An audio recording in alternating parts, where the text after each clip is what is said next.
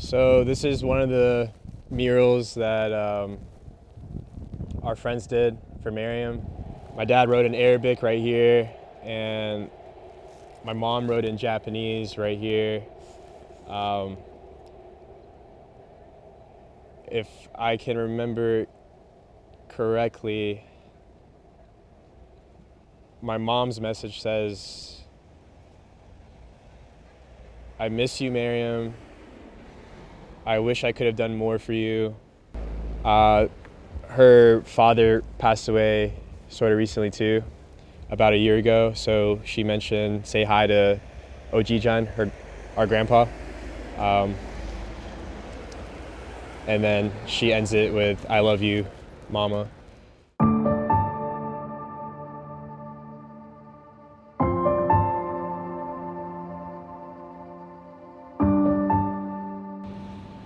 Mariam was one of the best people you could ever meet. She always had this warmth to her. Never made anyone feel alone anywhere she was at, no matter who you were. She always made someone feel special. She was just an amazing person. She was always this way growing up, really. It's like the one thing I really liked about her was no matter what was going on in her life, that aspect of her never changed. She always continued to treat people the same way. Doesn't really matter how she was feeling. If she was feeling bad, she would always make other people feel good. That's just how she was. You know, I love you, happy birthday. Before everything happened, I think she was in the best place in her life.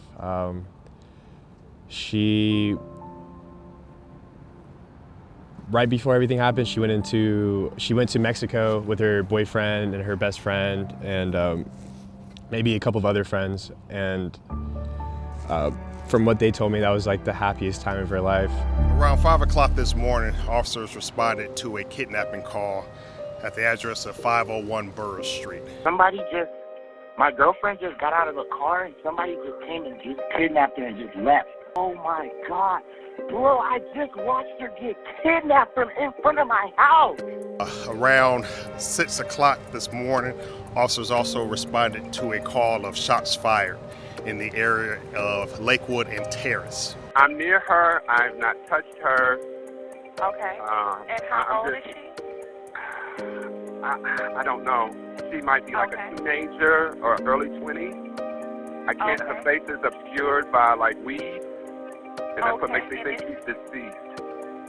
Lord, this is somebody's baby. I didn't want to accept it.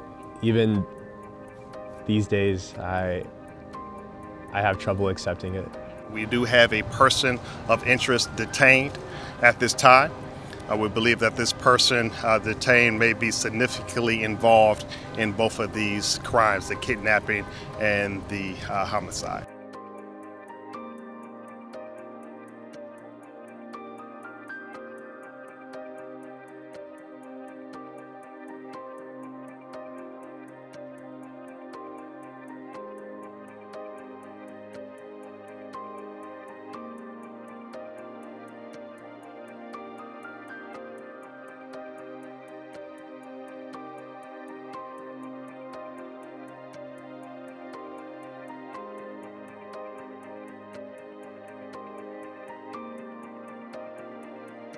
We definitely had a lot of questions, like, especially when we learned this guy's prior criminal history. We didn't understand how someone like this could be released from jail so early.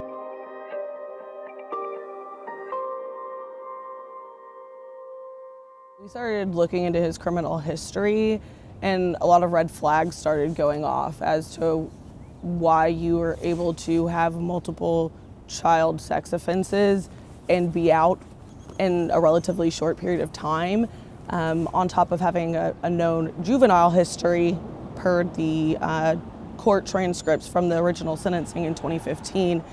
On top of that, he had another sex-related offense for solicitation of an undercover officer. I think top priority is protecting the community better and staying on top of our elected officials.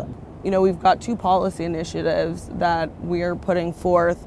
one about monitoring and kind of, if you don't have the ability to go through the backlog, then until someone is leveled, they need to be on some sort of monitoring, especially allocating more resources to identifying the sexually dangerous predators. And then the second one that we're calling Mariam's Law is wanting to put it some sort of marker on a government ID when you're on that registry, so that you know if you're on probation or you're on parole, you're not allowed to drink.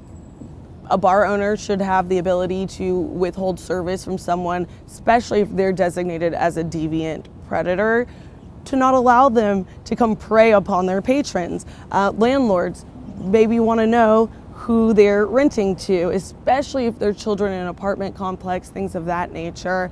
We're not trying to make it harder for those that are on the registry for things that are not so much sexual or aggressive towards another person, but those that have inclinations to be violent predators. We want the system to really start focusing and giving it special attention to those people, especially in light of the lack of resources, the lack of budget, and the huge backlog that Georgia is facing. The government has these systems in place to protect communities, protect women and children, but somehow some people are still slipping through the cracks, and so something different has to be done for sure. My dad's message, I actually have the exact translation. He says, "You are in God's hands, Mariam, beloved of your Father. My dear daughter, you are my life. The world sees you, my daughter, and I see the whole world in you. Oh, the most beautiful gift from the Creator to me, an eternal paradise." And then he signs it, Baba Khalid. I love you, Mariam.